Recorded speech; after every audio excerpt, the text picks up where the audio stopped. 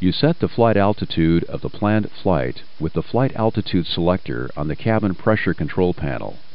Set a cruise altitude of 39,000 feet. You set the elevation of the destination airport with the landing altitude selector. Set a destination elevation of 2,700 feet. You select the mode of the pressurization system with the pressurization mode selector. The selector has three positions: auto, alternate, and manual.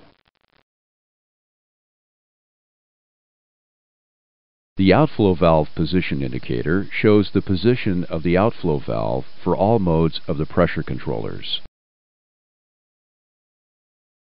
The toggle switch controls the outflow valve when the pressure controllers are in manual mode. The switch is spring-loaded to the center position. Select Auto now. There are two indicators for the pressurization system on the cabin altitude panel. The cabin altitude differential pressure indicator shows the altitude of the cabin and the pressure differential. And the cabin rate of climb indicator shows the rate of climb of the cabin. The altitude horn cutout switch stops the cabin altitude warning horn. There are four lighted indicators that show the status of the pressurization system.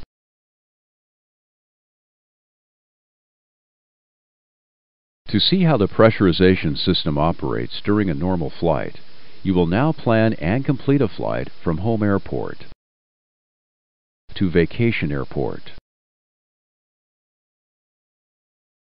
During the pre-flight, you set the flight altitude on the cabin pressure control panel. Set the planned flight altitude from the dispatch sheet. Next, set the elevation for vacation airport.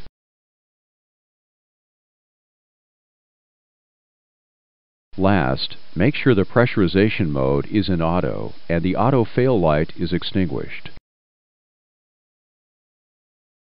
The pressurization system is now set for flight. You will now see how the pressure controller operates during a normal flight profile.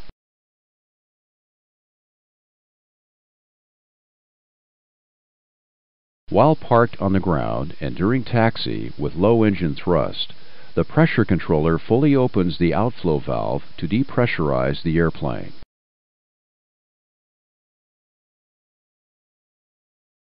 During the takeoff roll, the pressure controller starts to close the outflow valve. The cabin pressurizes to an altitude of 200 feet below the airport elevation. The decrease in cabin altitude improves system performance and increases the comfort of the passengers during takeoff.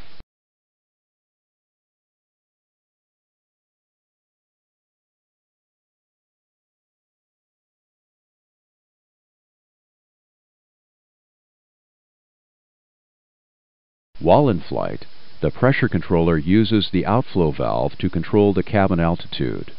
During climb, it keeps the cabin altitude proportional to the air.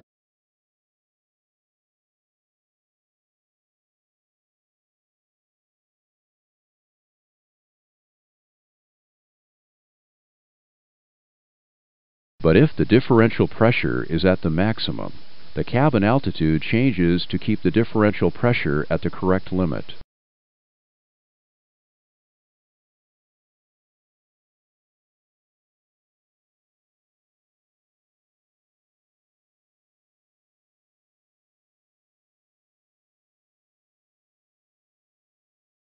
After landing, the outflow valve opens slowly to depressurize the airplane.